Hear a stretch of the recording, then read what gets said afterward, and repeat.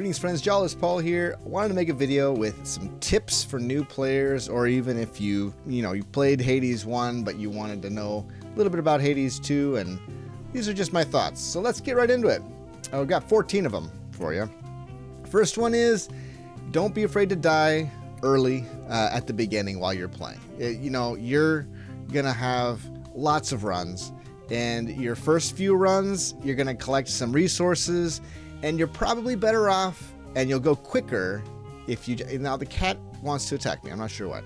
You'll go quicker if you die, and then you can take those resources that you gained and you can unlock things like gathering tools. Those things are really important to get early, and so don't let your gamer mode force you to just try hard so much in the first few runs.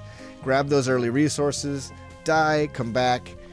You've got so many incantations to start, so many people to talk to, and a lot of these conversations that you're having will lead to things like your familiars and other really important game mechanics. So that's my first piece of advice.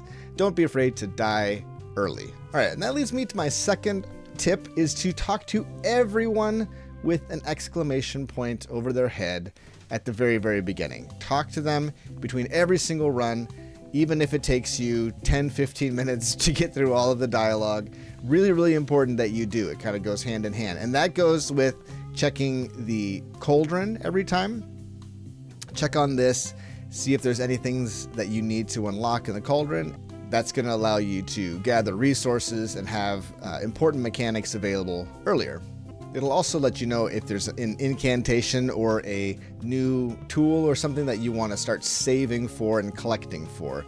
That's important to know as well. You might notice that there are actually these two gates to go through. At the beginning, you're only going to have access to this gate down here. Eventually, you will be able to open up this gate, so don't worry about it initially. Also, don't worry if you don't have this thing here. This is kind of like the difficulty modifying altar, I guess you could call it. But yeah, you're gonna go down at the beginning, and then eventually you'll be able to go up. If you're curious about how exactly to unlock this path, I have made a video about it. You can check it out. The next thing you're gonna want to do is make sure that you're collecting and prioritizing collecting Psyche and Dust at the beginning.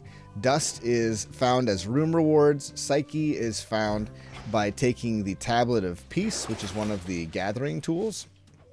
So the Tablet of Peace, very quickly you can unlock it. You have to unlock the Crescent Pick, gather some silver, then you can unlock the Tablet of Peace. Once you get the Tablet of Peace, when you're on your runs, you'll notice there are these little spirits standing off to the side. You can go up to them and free them, and that will allow you to get Grasp. And Grasp is important, and Dust both affect your Arcanum cards. You're going to start with only 10 Grasp. You can get up to 30, and it costs quite a bit of Grasp to upgrade it all the way to 30. So start gathering now. It'll only help you out in the long run.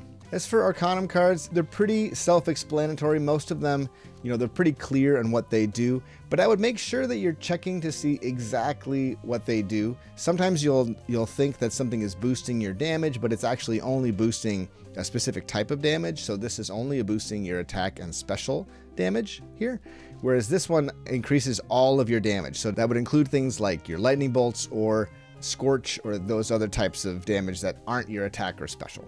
Also, if you're curious where you have to go to get your Death Defiances, just start unlocking things until you get to this one. This is your Death Defiances, and you'll need quite a few resources to get it leveled up, but that's where you're going to find it.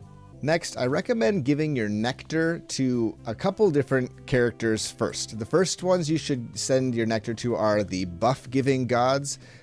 Those are like Zeus, Poseidon, Demeter. Give nectar to them first so that you can start carrying those keepsakes with you and guaranteeing that you get that god early. It just allows you to get specific types of runs that you might want. It can be very beneficial. Another one that you might consider is giving one to Skelly. Skelly gives you the luckier tooth. The luckier tooth, which is like a Death Defiance. So if you get down to 0 health, it'll restore some health to you, and you can keep fighting. It just allows you to go a little bit further and unlock a little bit more stuff. Obviously, there's a ton of different keepsakes to gather throughout the game, but those are the two that I think. One of these down here, and then Skelly's Luckier Tooth. Those are the ones that seem to be the most valuable early for me. Make sure that once you've unlocked your animal familiars, you know which ones will increase which resources. So this is a little bit of a spoiler for the familiars and what they do. So if you don't want to hear about this, you can jump to the next section, which is where we talk about combat. But basically, if you're looking for Psyche, you want to bring Phrynos. If you are looking for, mining resources, you're going to take the bird. This is Rocky. If you want to collect fish, that is Tula. If you want to collect seeds, like digging resources, that's Hecuba. And then Gali is for the gathered resource, hand gathered resources. And it's important to note that they will both help you collect that resource, but they will also increase the likelihood of finding that resource. So if you look over here at what Phrynos gives you, bonus chance of resources plus 30% chance to find lost shades. So that is a huge deal when you are trying to get more Psyche for your Arcanum cards. Let's talk about combat now. One of the most important tools that you have in your arsenal is your cast. Your cast is this circle, and what's really important about the cast is that it binds whatever character is in it. So Skelly, as you can see, is if he were trying to move, he wouldn't be able to move very quickly. And so a lot of times at the beginning, you're kind of swarmed by enemies. So lay down a cast and start fighting behind your cast. This works really well too if you've got the Furies, because it boosts the damage to enemies that are in your cast. Use your cast a lot. Use it. It should be up all the time is the kind of the way I see it. The second thing I'll mention is that you'll run into some enemies with yellow health bars. This means that they have armor. And what that means for you is that they have more health, first of all, but second of all, they don't stagger when you hit them. So if you are fighting them and you're hoping to stagger them to avoid getting smacked in the face by their attack, well, they'll just continue to charge up their attack and hit you anyway. So you want to make sure that you are giving them a wide berth and then kind of learn their attack animations so you can avoid that, or you can use your cast. Cast still works for enemies with armor, so fits in nicely with what I just said. Okay, the next tip is for whatever weapon you decide to take, make sure that you're getting a good balance of boons that affect your damage, but also maybe increase your defense in some way. There's lots of different defense bonuses that you can get. Apollo gives you something called Daze, which is a chance for enemies to miss you. Aphrodite has Weak, which reduces damage by a percentage. Demeter freezes enemies, so it's like you get a few seconds of a stun, basically. That's a nice defensive boon.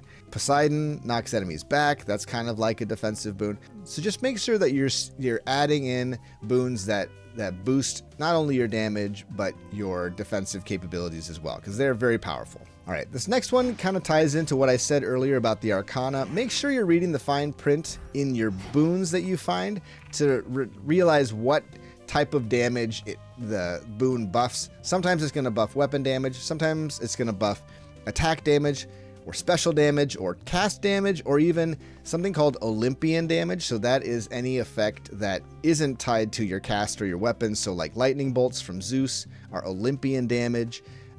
The waves from Poseidon are Olympian damage. And so they're not going to be increased when you increase your attack or special damage, or your cast damage for that matter. All right, this next tip is maybe not applicable. I don't know yet because the game isn't quite out yet, but currently the meta for damage is to get lots and lots of lightning effects, and especially like blitz effects, which is sort of works like Doom, and this is a huge chunk of damage.